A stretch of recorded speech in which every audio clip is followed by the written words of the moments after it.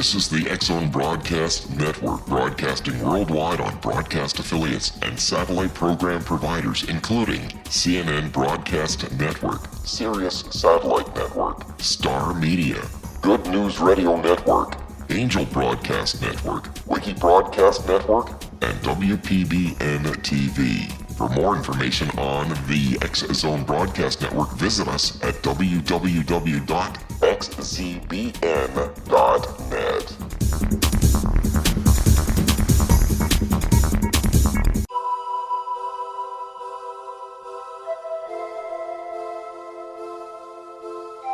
If you're a seeker, don't miss the inspiring book Shamanic Awakening, Between the Dark and the Daylight. This remarkable work chronicles shamanic counselor and indigenously trained dream decoder Sandra Cochran's 35 years of experience with diverse wisdom keepers throughout the Americas. Sandy's initiations across the British Isles, Turkey, Greece, and Egypt, combined with her knowledge of symbology, psychology, and myth, influence her dream blog and workshops. Sandy offers private readings, sacred international journeys, a meditative CD, and her book, Shamanic Awakening, to encourage you as you navigate your earth walk and create a deeper connection to yourself. Find this and more at her website, starwalkervisions.com.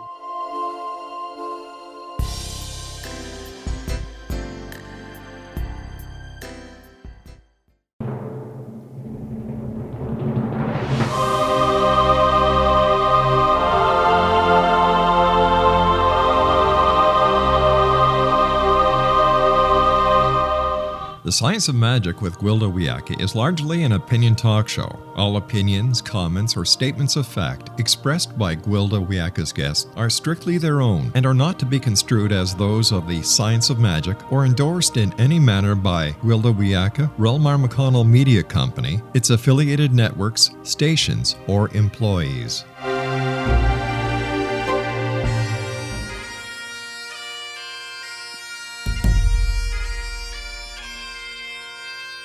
Welcome to the Science of Magic with Gwilda Wiyaka, a program dedicated to uncovering the unified nature of reality and humanity's ever-evolving place as truly galactic beings. For more information on the Science of Magic with Gwilda Wiyaka, visit us online at www.thescienceofmagic.net.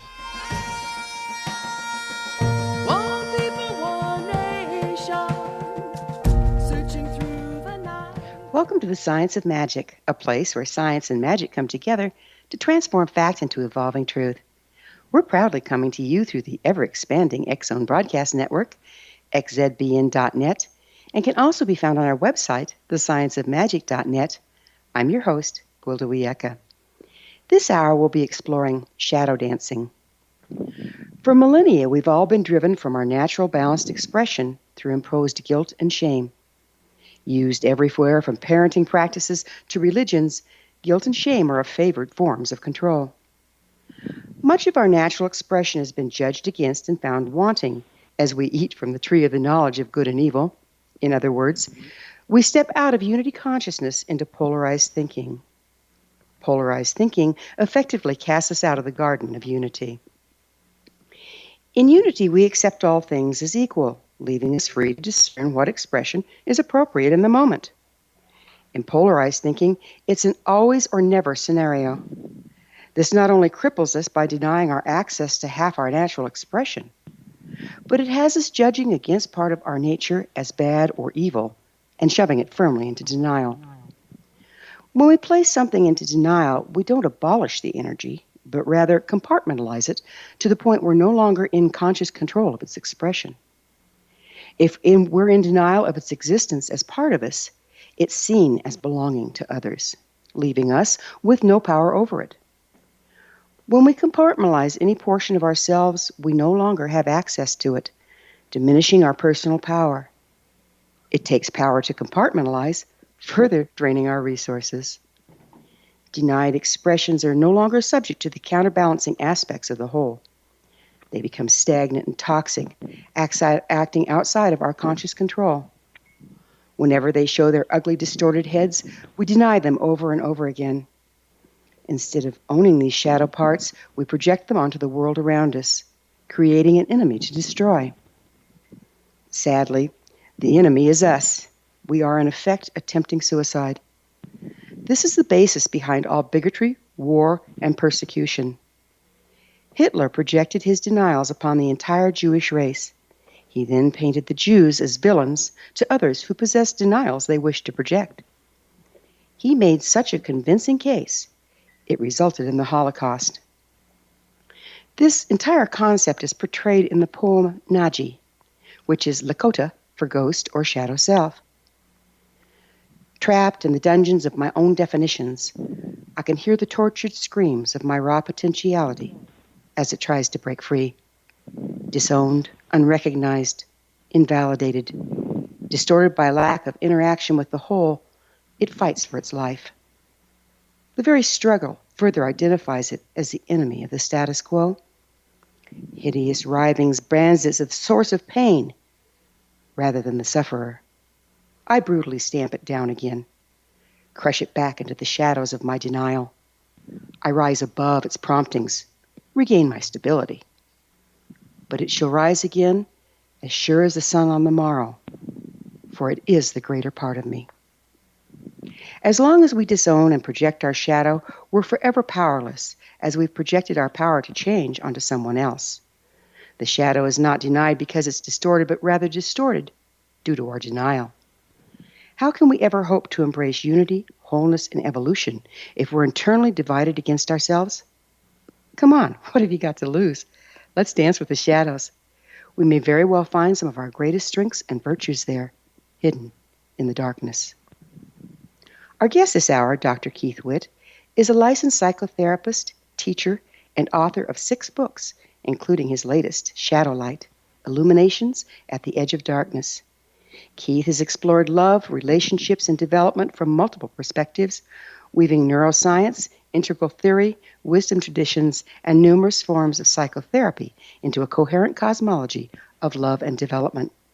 Dr. Witt is the founder of the School of Love, where he explores health, love, relationships, sexuality, spirituality, development, psychotherapy, and related topics through multimedia. After this commercial break, I'll introduce Dr. Keith, and together we'll dance with some shadows. So don't go away. You're listening to The Science of Magic.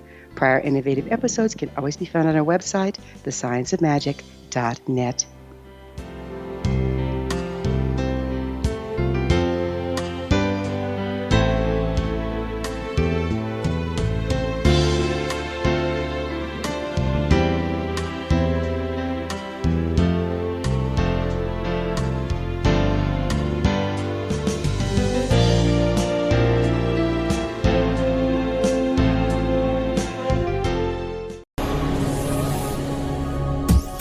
This is the X-Zone Broadcast Network, broadcasting worldwide on broadcast affiliates and satellite program providers, including CNN Broadcast Network, Sirius Satellite Network, Star Media, Good News Radio Network, Angel Broadcast Network, Wiki Broadcast Network, and WPBN TV. For more information on the X-Zone Broadcast Network, visit us at www.xzbn.net.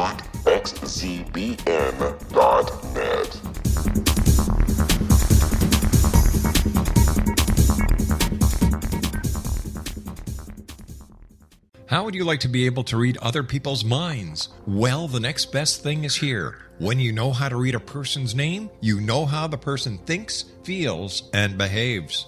Each letter in our name holds a key to unlock our true essence. Our name contains both our gifts and challenges in this lifetime.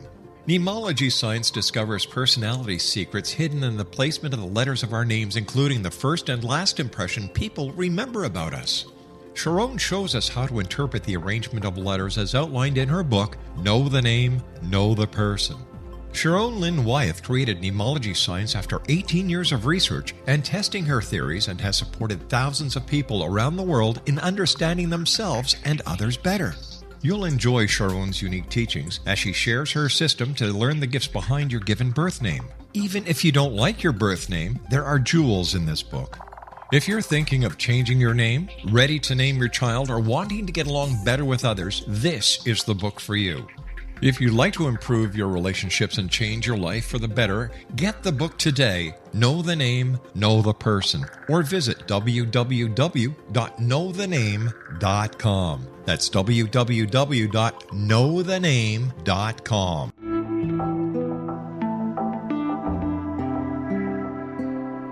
Take a step back in time and discover old Florida cuisine at Marsh Landing Restaurant in Fellsmere, Florida. Enjoy delicacies such as frog legs, gator tail, catfish, and swamp cabbage, or enjoy the more traditional cuisine such as hand-cut Angus steaks, ribs, and seafood. Join us for breakfast with a southern flair featuring sweet potato pancakes, biscuits and gravy, and much more. Planning a party? Marsh Landing's private dining rooms can accommodate groups from 8 to 80 people. While you visit, enjoy the historic pictures, artifacts, and stories that line the walls. Marsh Landing is truly a unique experience. Marsh Landing Restaurant, 44 North Broadway in historic downtown Fellsmere, or visit marshlandingrestaurant.com. Marsh Landing, old Florida cuisine at its best.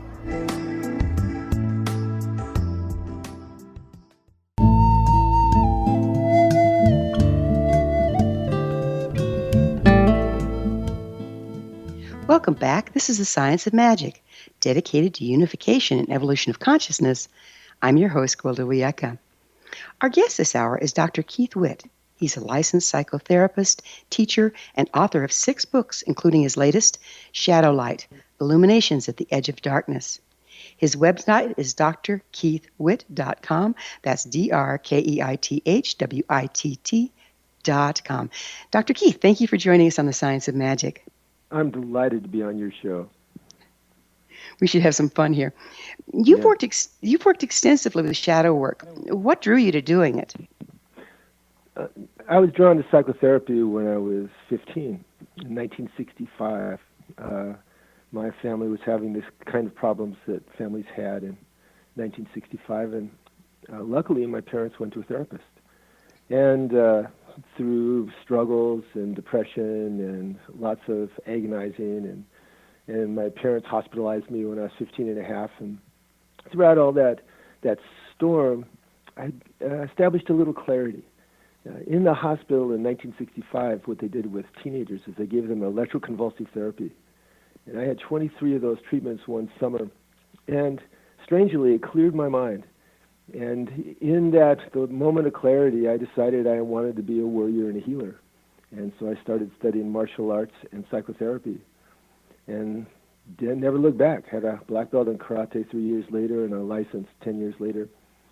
And as I studied psychotherapy and then taught psychotherapy and then wrote about psychotherapy, I began to realize that so much of what we do and say and think and feel and relate is coming from areas, places that we don't have conscious awareness of. And that's positive and negative. We have gods and angels and demons in us.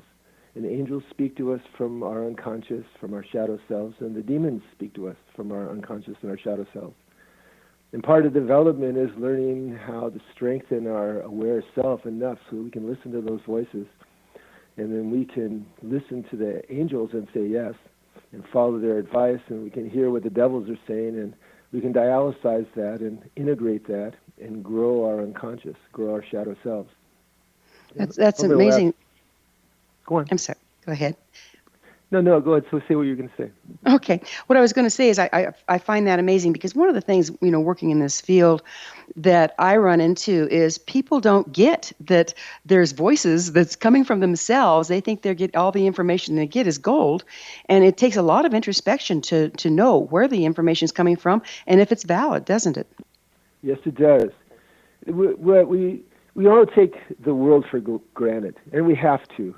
If we were aware of how magic self-aware consciousness is, if we were aware of the torrents of information that's always flooding up from our unconscious into our conscious selves, we'd be overwhelmed, and so we normalize it. But self-aware consciousness is a new evolutionary phenomenon. It's the edge of the evolution of consciousness in the world, and it's delicate. We're influenced profoundly by our drives and our instincts, and we're influenced profoundly by all the transcendent understanding that we intuitively know but aren't fully conscious of. And this is constructive shadow and destructive shadow that's always coming up to us. And the way that brains work is very interesting. Our nervous systems are always reacting to the environment and determining whether the environment is safe or unsafe and responding accordingly. And it responds in 60 milliseconds, 61 thousandths of a second, 101 thousandths of a second. Our conscious selves, which is newer from an evolutionary standpoint and slower, only catches these messages, and the messages are feelings and impulses and thoughts and stories, at a half second, a second and a half, and then responds to it. And so we walk through the world basically following our shadow selves and directing them through our self-aware consciousness. And the more that we can be aware of that interface between conscious awareness and the constructive messages and the destructive messages, the more we regulate them and we integrate them. And that's how we literally grow our shadow selves. And we don't do it by ourselves, we do it in relationship with each other. So it sounds like you're talking about intuition. Is within the shadow self, there lies the key to intuition. Is that correct? Absolutely. Intuition is part of shadow. Spirituality. You know, I personally believe that our conscious awareness and our inner relationships with each other is part of a much larger, more vast, energetic entity that we share. Carl Jung called it the collective unconscious. And I think that entity informs us. And I think it informs us through our shadow selves, through our intuition and through other flashes of insight, through feelings that we have in relationship with another person, through anxieties and fears that we might have in certain situations or irritations. This is all information coming from our shadow selves, coming from what we don't know into conscious awareness. And our self, our conscious aware self, manages the interface. It's very, very difficult because the instincts, all animal instincts that have existed evolutionarily, are in us and inform us, just as all our incredible, brilliant, intuitive understanding of the universe that comes with every human being as they grow. That's informing us. And we have to make sense of that. And we have to make sense of that as we deal with the world and we deal with our fears and we deal with our desires. So how much of our shadow self, the demon side you're talking about, has been programmed into us by society? Well, first of all, quite a lot. But most of what's been programmed into us from society is an evolutionary up-leveling from the previous levels of development. That doesn't mean that it's all great, but it means that there's problems associated with it. And the reason for this is that when self-awareness as we understand it is relatively recent. 200,000 years ago, there were mutations on the FOXP2 gene, the human FOXP2 gene. There's 715 sites on that gene, and there were mutations on 2 of those sites that gave us the capacity for metaphor and for grammar and for understanding the past, present, and future. And 50,000 years ago, our frontal cortex became fully mature. And so self-awareness arrived. Well, all mammals, when the little baby mammal is about the same age as a toddler, they start wandering around, and the parents approve and disapprove of them.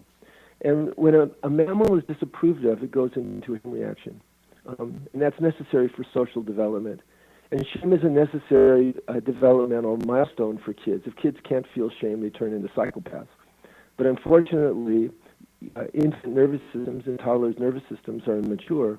And so they program big reactions to the disapprovals. And these big reactions turn into defensive habits of guilt and shame and projection and all the things that Freud talked about. Freud thought that those defenses were programmed in response to anxiety, but the neurobiological data of development doesn't really support that. It supports it that because humans take all the instincts and turn them into art, we take the instincts that we have to train our children and be trained, and we turn them into the art of consciousness, but also into the incredibly sophisticated art of defenses and human distortion. And when our brains are mature enough to start regulating that, when we're 14, 15, 16, they become what's called formal operational, which means that our brains are mature enough that we can actually examine concepts, do critical analysis.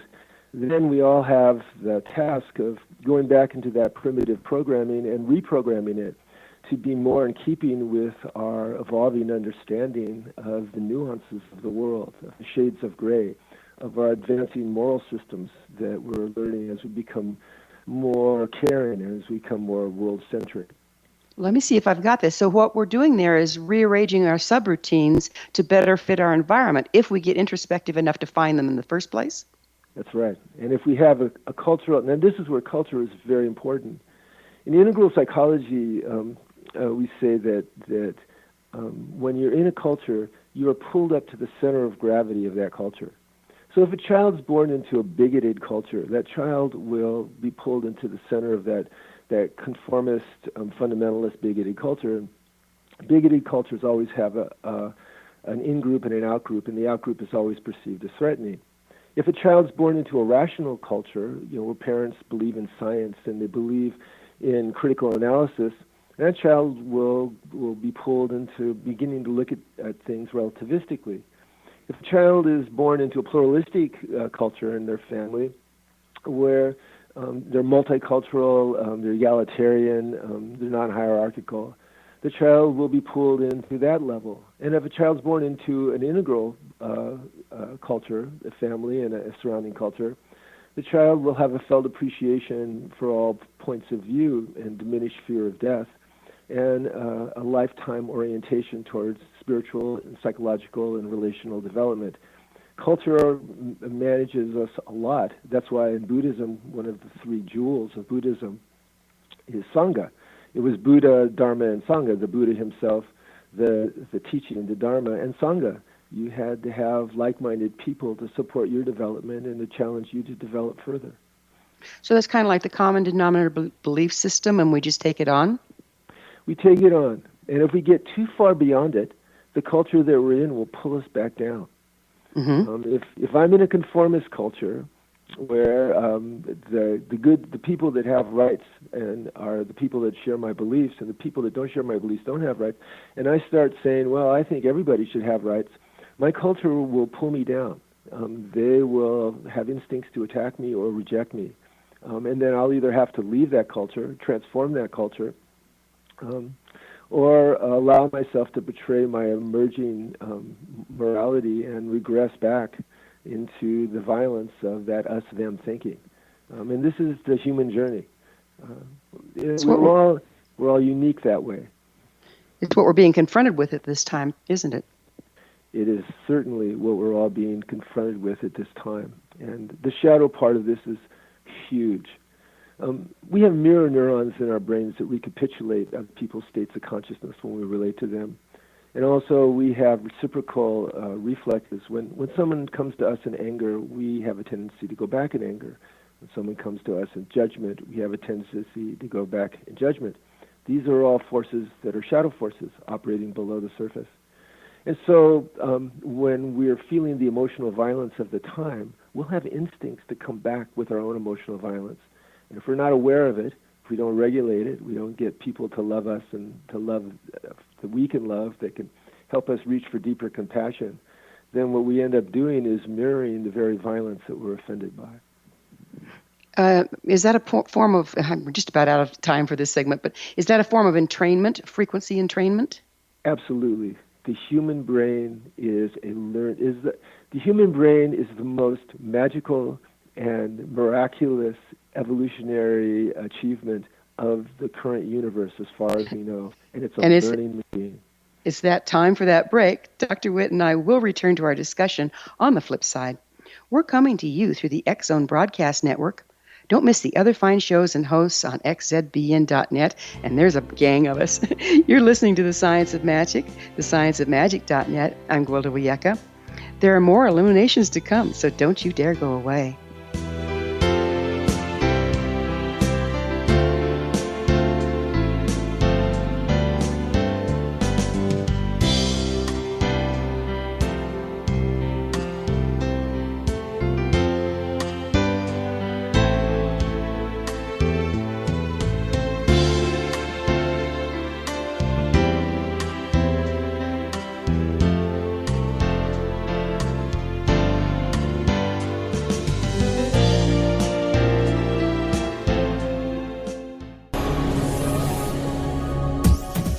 This is the X-Zone Broadcast Network, broadcasting worldwide on broadcast affiliates and satellite program providers, including CNN Broadcast Network, Sirius Satellite Network, Star Media, Good News Radio Network, Angel Broadcast Network, Wiki Broadcast Network, and WPBN TV. For more information on the X-Zone Broadcast Network, visit us at www.xzbn.net.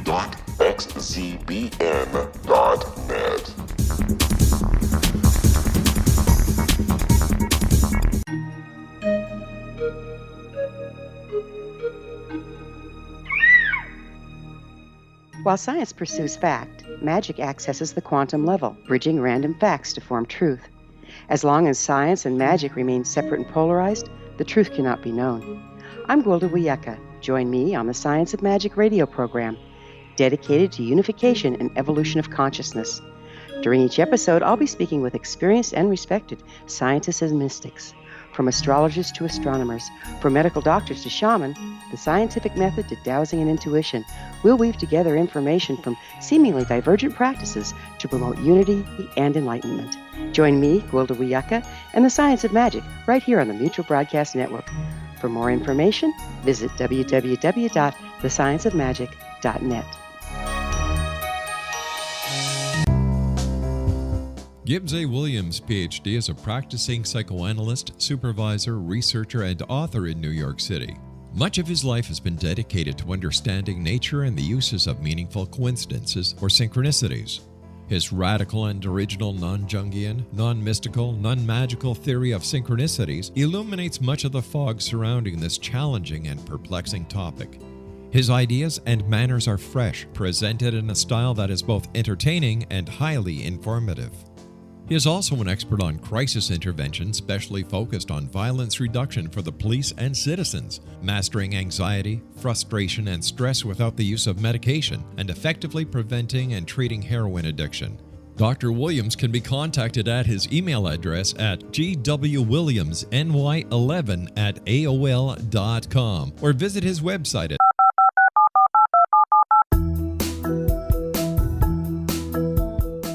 Did you know that when you're on the road with limited data or Wi-Fi, you can still listen to the X-Zone Radio Show with Rob McConnell, The Science of Magic with Gwilda Wiyaka, X-1, Dimension X, Space Patrol, and every minute of the X-Zone Broadcast Network by calling 213-401-0080, courtesy of Audio Now.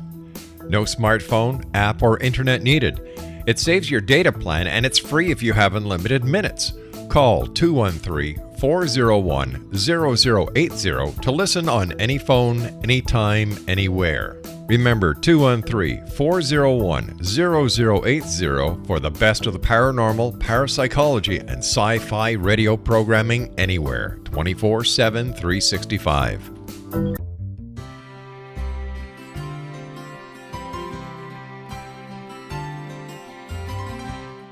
True healing must address 4 levels: physical, emotional, mental, and spiritual, for us to live joyful and productive lives. We tend to treat 3 of the 4, leaving the spiritual languishing. If you're tired of the same dysfunctional patterns cropping up in your life, Soul Balancing is for you. Trixie Phelps, owner and founder of Soul Balancing, is a naturally gifted energy healer trained in numerous esoteric forms, including shamanism. Trixie has created a powerful modality that safely and effectively clears your energetic field. A soul balancing session can remove interference, heal trauma, and restore your hope.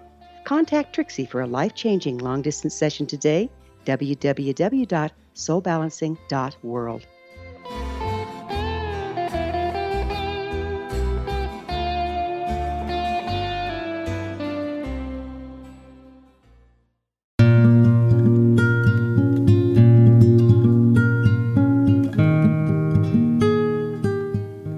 Welcome back. This is the Science of Magic, a place where magic and science come together to promote enlightenment.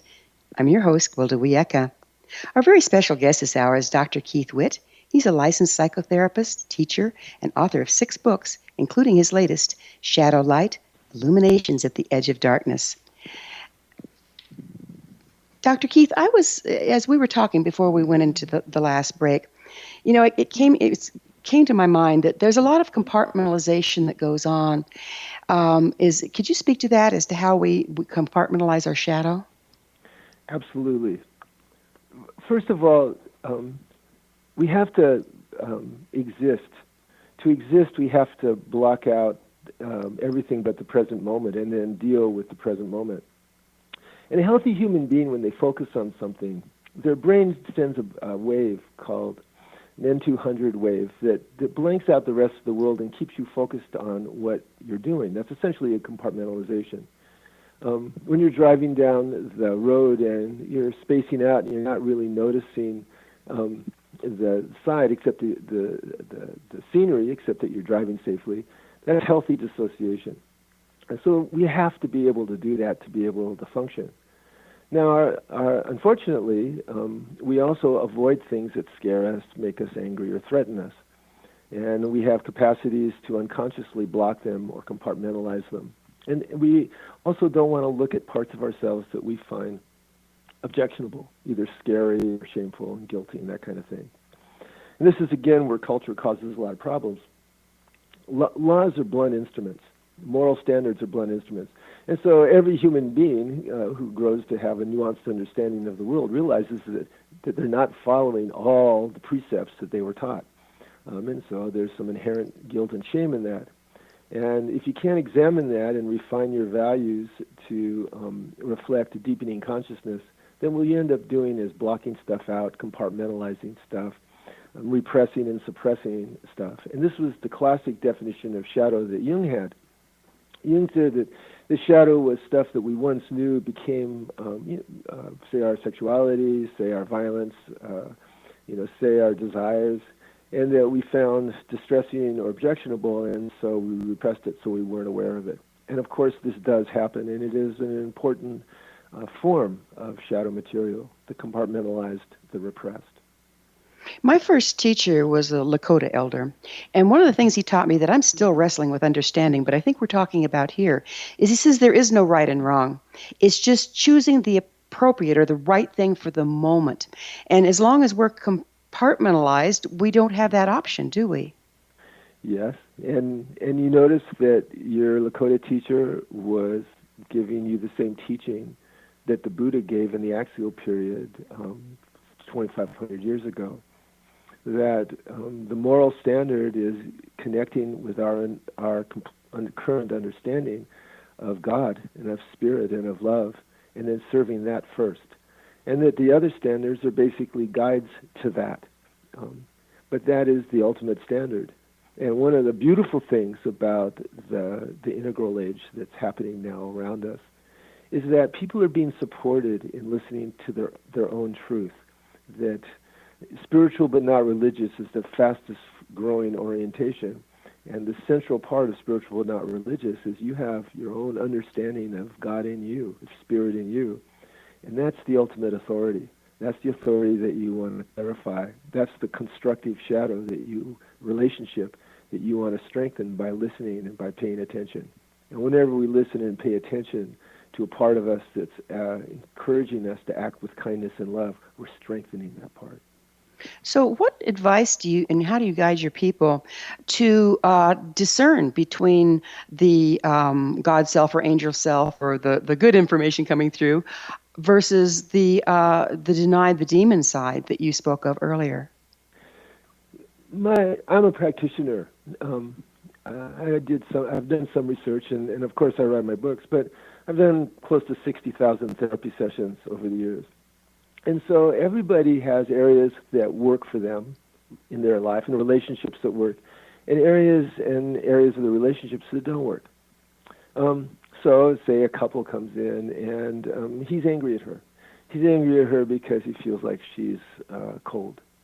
And then she's defensive, and she's angry at him for judging her as cold. And so that has injured their relationship, and it's injured their family, and their children are having symptoms because mom and dad are mad at each other all the time.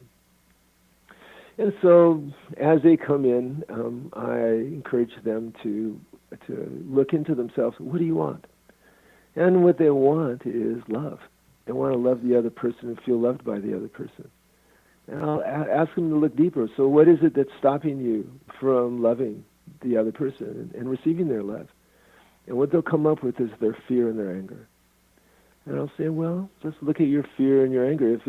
If your fear and your anger wasn't guiding you, and that's destructive shadow, defensive programming, and your love was guiding you, what would you do differently? And they begin to explore how they would love each other differently and how they could love the other person in the way the other person wanted to be loved.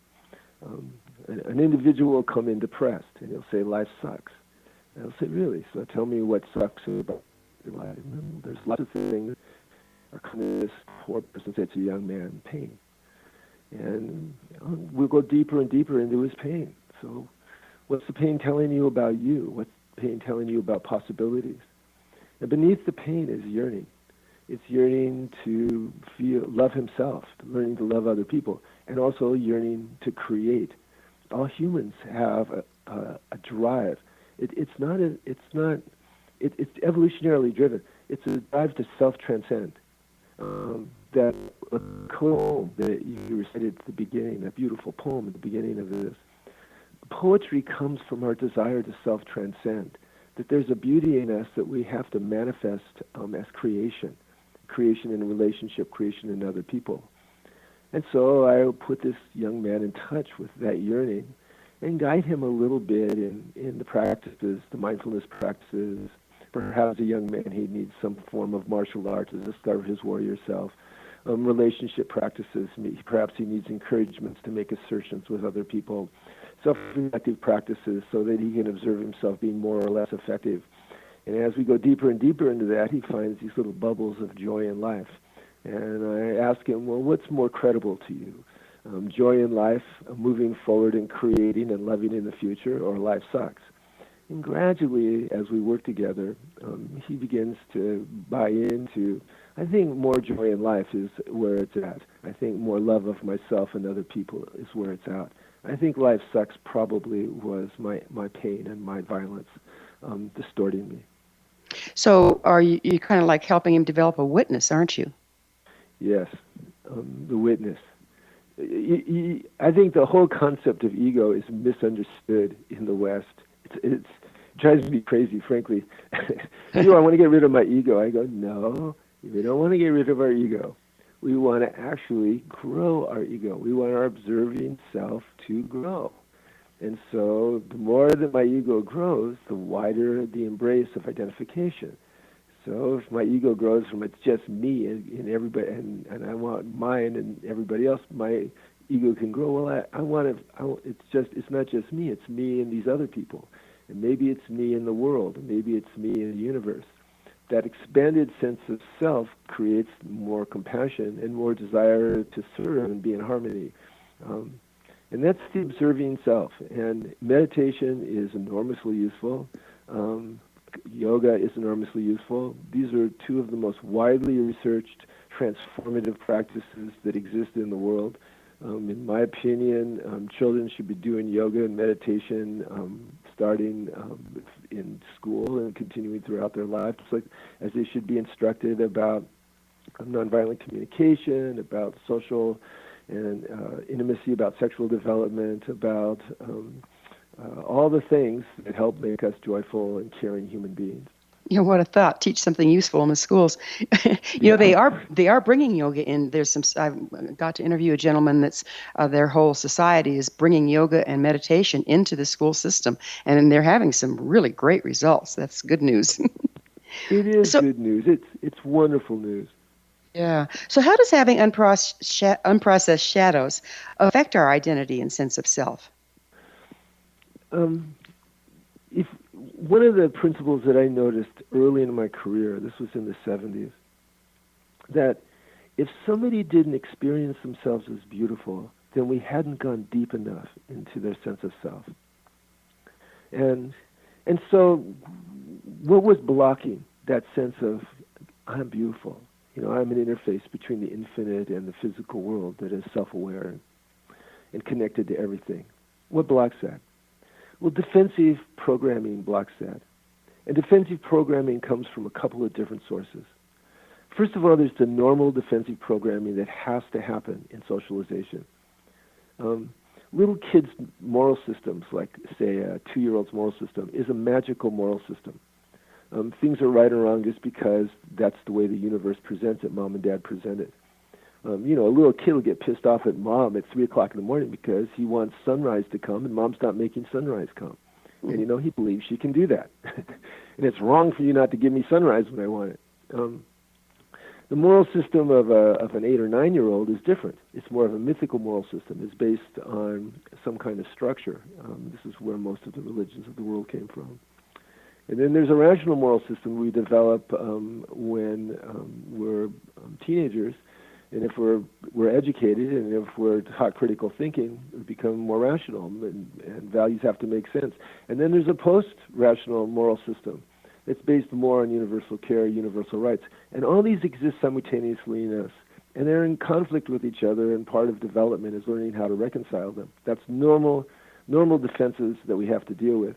And if we dealt as a 4-year-old with the fear of being disapproved of by trying to be perfect, that worked really well for that 4-year-old. Or if we dealt with somebody being critical of us by being critical of ourselves first, that worked pretty well for a 5 or 6-year-old in terms of making them feel a little safer around a critical person.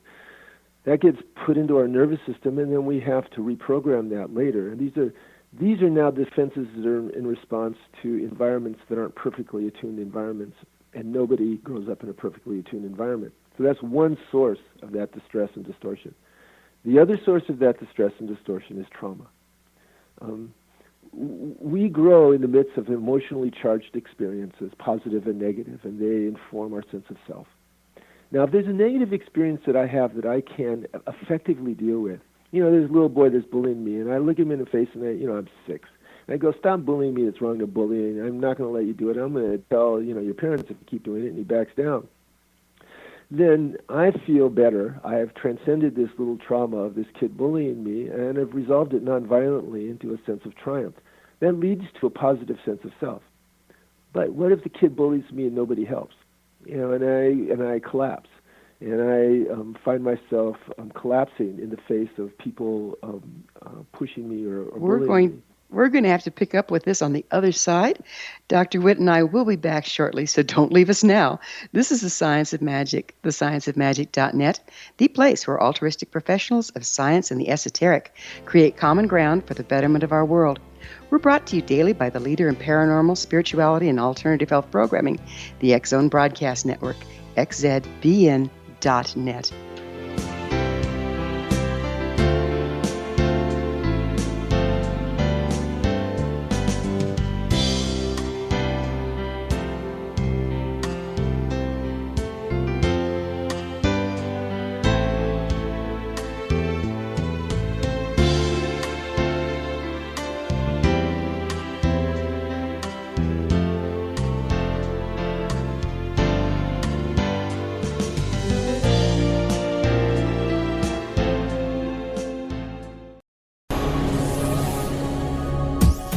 This is the X Zone Broadcast Network, broadcasting worldwide on broadcast affiliates and satellite program providers, including CNN Broadcast Network, Sirius Satellite Network, Star Media, Good News Radio Network, Angel Broadcast Network, Wiki Broadcast Network, and WPBN TV. For more information on the X Zone Broadcast Network, visit us at www.xzbn.net.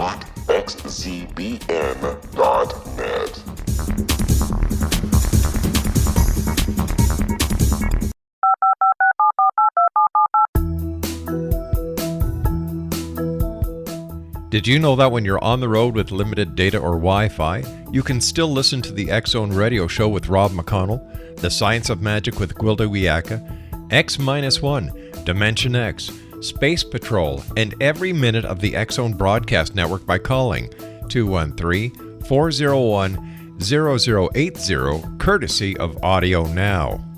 No smartphone, app, or internet needed. It saves your data plan, and it's free if you have unlimited minutes. Call 213-401-0080 to listen on any phone, anytime, anywhere. Remember 213-401-0080 for the best of the paranormal, parapsychology, and sci-fi radio programming anywhere, 24/7, 365.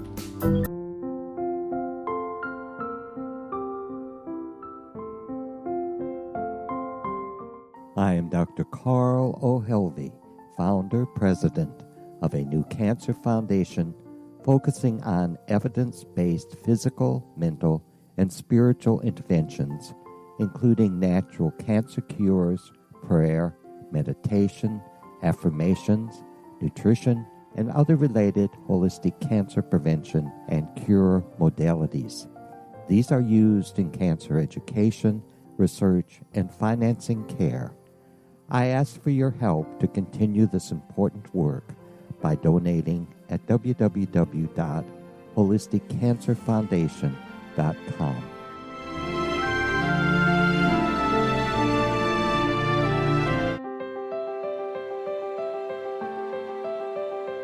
Wouldn't you love to know the secret to everything? I'm Dr. Kimberly McGeorge, and on The Secret to Everything, we will merge the practical with open investigation into all realms of the mysterious. We will talk to cutting-edge alternative health practitioners, those who inspire and motivate you in business and life, and of course, we will share stories of the paranormal, conspiracy, and cryptozoology. You will transform because of the frequency I carry, the frequencies my guests carry. Life may never be the same after you listen to this program, for the secret to everything is for you, the listener, for those who desire more in every area of their lives and believe that it can still be found. Listen and discover thesecrettoeverything.com.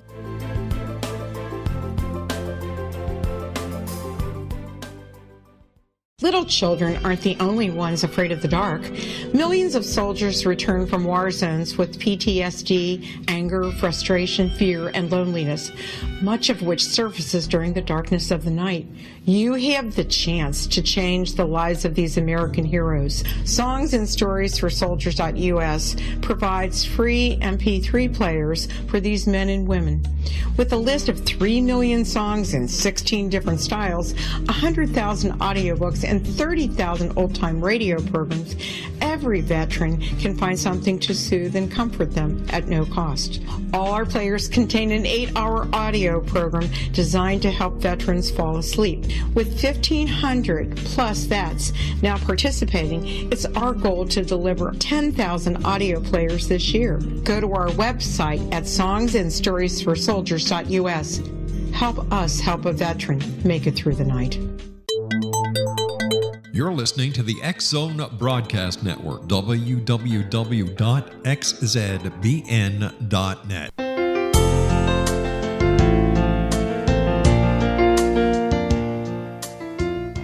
Welcome back. This is The Science of Magic, bringing together gifted people of service to the world. I'm your host, Gwilda Wiyaka, and one of those gifted people of service is our guest this hour, Dr. Keith Witt.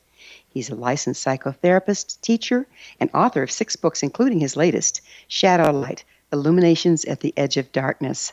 Dr. Witt, what can you tell us about shadow and projection? Projection is taking a part of myself, and rather than being aware that it's a part of myself, say a part of me that is angry or that's sexual or that's very wise, it can be positive or negative, and projecting it onto another person and relating to them as if they're having that. Easiest way to see it in a positive sense is I'm with a spiritual teacher and I project my own wisdom onto that person, and he says something that resonates with me, and I go, oh my goodness, you are so wise, and I know so little. And yet, my resonating with that spiritual teacher is actually my own wisdom resonating with him that I'm not aware of, that I've projected onto him. It's a form of giving power. Negative projection is projecting something negative. I say I'm having an argument with my wife, and I say in a harsh tone, you're being mean to me. Well, actually, I'm being mean to her. But instead, I'm imagining her being mean to me, and I'm attacking her meanness rather than confronting my own anger and my own aggression, my own hostility. This is particularly egregious in violence. Violence is the source of almost all human problems, and what we do is we take our own violence, our own distress, project it onto other people, and then want to attack it. And so what happens with other people when they feel attacked is they will have aggressive responses, and then they'll imagine us being not nice people who are in a distressed moment. They imagine us being horrible people. They project that, and then this is where escalating conflicts come from, and that's where marital arguments come from, and that's where world wars come from. And to the extent that we can be aware of what's going on inside of us and how we project it onto other people, we can regulate that, and we can relate in a much more effective and compassionate way, both with ourselves and with the world. So is shadow work dangerous? Can a person become overwhelmed when you enter into it? Absolutely. As I was saying earlier, another source of compartmentalization and defenses is unresolved trauma. These traumas exist in us in many forms, and mostly in the form of, if we're stimulated in a certain way, we can go into extreme states of distress and distortion, sometimes dissociation. And so this is the power of consciousness and the danger. And so if we're dealing with any sense of being overwhelmed, it's always useful to be around a wise other, a spiritual teacher that we trust, a psychotherapist, that kind of stuff. And since we're all humans, we're born addicted to other people. We're born in relationships. We are the most relational species on this planet are human beings. We're one of the only species, for instance, that we can have multiple attachment figures raise an infant. And so, when we begin to feel that sense of overwhelm, one of the best things to do is to be around someone that we love and trust and that loves and trusts us. And so in that sense, whenever we can have a culture around us of love and trust and understanding, we can go almost anywhere.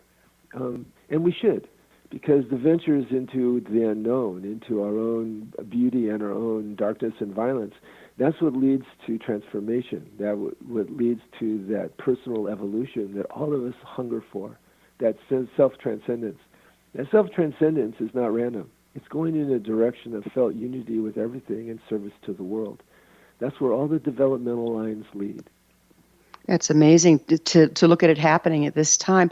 If someone's interested in moving into this shadow work, what do you suggest is the first most viable step for them? I'd say the first most viable step is to have a contemplative practice.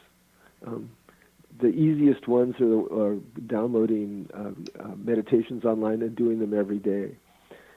This literally creates the neural territory in your brain, the frontal part of your brain, for self-observation, and it begins to teach compassion, self-observation. And the second thing is to develop relationships with people that you respect and care about that seem like compassionate and understanding people. A contemplative practice and relationships with people that you can be transparent with and can feel accepted by are two of the biggest steps that you can take. Now, after that, there's all kinds of things. Regular exercise has huge effects. Healthy sleep and diet has huge effects. Our mind-body connection is a significant connection, and if we don't take care of our body, it affects our mind, which affects our spirit. And so it's our task to balance all of those things, and some cultures help us do that, and some cultures interfere with it. American culture, unfortunately, interferes with healthy living in many ways. Provide enough support for infants and mothers and children. Americans work 1,900 hours a year as opposed to Europeans who work 1,400 hours a year. This causes stress, inflammation, problems that distract us and pull us away from development and love. And that's what we need, development and love. Mm-hmm. So contemplative practice and having loving relationships, and then allowing yourself to have an orientation towards life is about effort and progress and growth. The person I am today is going to be a different person next year, and what I want to do is I want to do the thing today to help that person next year thrive. And that's listening to my heart, listening to constructive shadow, and saying yes, and determining and discerning the destructive shadow, and saying, all right, where's the yearning? Where's the yearning in that? Where's the positive message? And dialyzing that destructive shadow, that perhaps projection, and turning it into constructive shadow. And this literally grows my unconscious. It grows my shadow. It helps me serve the world. It sounds like you're coming out of polarization on the shadow level when you do that. That's exactly right. So Why do you think that we have such an opportunity at this particular time to do this work, to evolve, to enter into unity?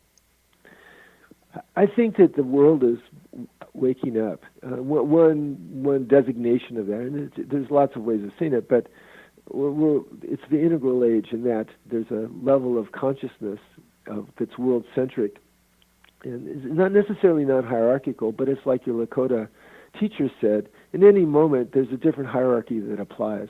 That in integral we call that flex flow hierarchical systems. That's becoming more widespread, and individual variation is becoming more accepted, and individual development is becoming more accepted. Now, as we do this, we're also seeing the shadow of this. We're seeing fake news. We're seeing authoritarianism rising up around the world as people begin to get disenchanted with the power structures. There are social forces that happen in human societies, for instance, the discrepancy between the rich and the poor, that are natural parts of capitalist economies. Now, that's not a bad thing, but historically those discrepancies have been resolved with violence, with war, revolution, and in a modern age, those are going to be resolved in other ways. It's messy, but it's better than war or revolution. And so in this age, we have room to be ourselves. We have room to affiliate and love other people as we want to affiliate and love other people with fewer societal constraints. But also in this age, there are dangers and risks. There are separations and distortions that exist that didn't exist before. And we're seeing that played out all over the world right now. It seems like the old structures are falling down around us, and it's a very volatile time. Are you seeing it that way? Absolutely. And it's a dangerous time. Nonviolent change happens slowly. Violent change happens quickly. And what, to a certain extent, what I'm seeing is that we're seeing, in a way, the death throes of the old social forms where coercion, violence, and authoritarianism were the corruptions of the human need to have position on social hierarchies. Now, the desire to have a position on the social hierarchy is an instinct, and so people want to be successful. They want to have authority. They want to have wealth. That kind of stuff. That's a natural drive. But when it gets distorted into having it at the expense of other people, then that's violent, and that causes problems. And we're seeing both kinds happening right now. And the solution is to wake up. It's always been fascinating to me that the number one thing that could change a culture most quickly was to educate the women in that culture. Why is that? Because educated women make better choices about managing families, and educated women will raise children that are more likely to be world-centric children. And I found that statistic to be hopeful, and yet then I see cultures where women are suppressed and education is suppressed, and it hurts. And that's one of the things about development. The more you understand and see, the more you hurt. The less you suffer, I think, because you have that sense of understanding that we're all serving something larger than ourselves. But as long as one child on this planet is not being cared about, I'm going to suffer. I'm going to hurt. Isn't that what it's about? It's like thawing out a frozen limb. As we become more aware, we start to resonate with the pain around us. Yeah. It's difficult in that way. I can't thank you enough, Dr. Witt, for being on the program and bringing all this wonderful wisdom. And we're about out of time, but again, thank you so much for being with us. It's been wonderful being with you, Gwilda. Our guest this hour has been Dr. Keith Witt, a licensed psychotherapist, teacher, and author of 6 books, including his latest, Shadow Light, Illuminations at the Edge of Darkness. His website, drkeithwitt.com. This has been The Science of Magic. Remember, you can always listen to thought-provoking past episodes on our website, thescienceofmagic.net. Until next time, dear ones, may you be blessed with knowledge and comforted with love as you dance with your shadow.